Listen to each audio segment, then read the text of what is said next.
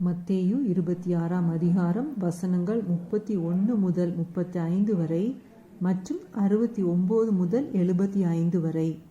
அப்பொழுது இயேசு அவர்களை நோக்கி, மெய்ப்பனை வெட்டுவேன், மந்தையின் ஆடுகள் சிதறடிக்கப்படும் என்று எழுதியிருக்கிறபடி இந்த ராத்திரியிலே நீங்கள் எல்லாரும் என் நிமித்தம் இடறலடைவீர்கள். ஆகிலும் நான் உயிர்த்தெழுந்த பின்பு உங்களுக்கு முன்னே கலிலேயாவுக்கு போவேன் என்றார். பேதுரு அவருக்கு பிரதியுத்தரமாக, உமது நிமித்தம் எல்லாரும் இடறலடைந்தாலும் நான் ஒரு காலும் இடறலடையேன் என்றான். இயேசு அவனை நோக்கி, இந்த ராத்திரியிலே சேவல் கூவுகிறதற்கு முன்னே நீ என்னை 3 தரம் மறுதலிப்பாய் என்று மெய்யாகவே உனக்குச் சொல்லுகிறேன் என்றார்.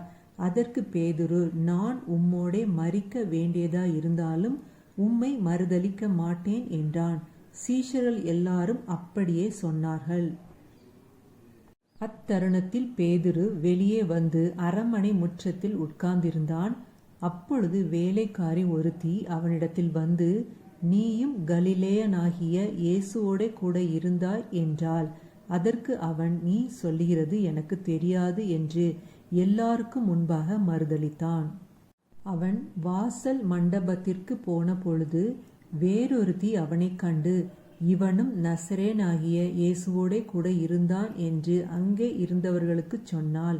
அவனோ அந்த மனுஷனை நான் அறியேன் என்று ஆணையிட்டு மறுபடியும் மறுதலித்தான். சற்று நேரத்துக்கு பின்பு அங்கே நின்றவர்கள் பேதுருவினிடத்தில் வந்து, மெய்யாகவே நீயும் அவர்களில் ஒருவன், உன் பேச்சு உன்னை வெளிப்படுத்துகிறது என்றார்கள். அப்பொழுது அவன் அந்த மனுஷனை அறியேன் என்று சொல்லி சபிக்கவும் சத்தியம் பண்ணவும் தொடங்கினான். உடனே சேவல் கூவிற்று. அப்பொழுது பேதுரு, சேவல் கூவுகிறதற்கு முன்னே நீ என்னை 3 தரம் மறுதலிப்பாய் என்று இயேசு தன்னிடத்தில் சொன்ன வசனத்தை நினைத்து கொண்டு வெளியே போய் மனங்கசந்து அழுதான்.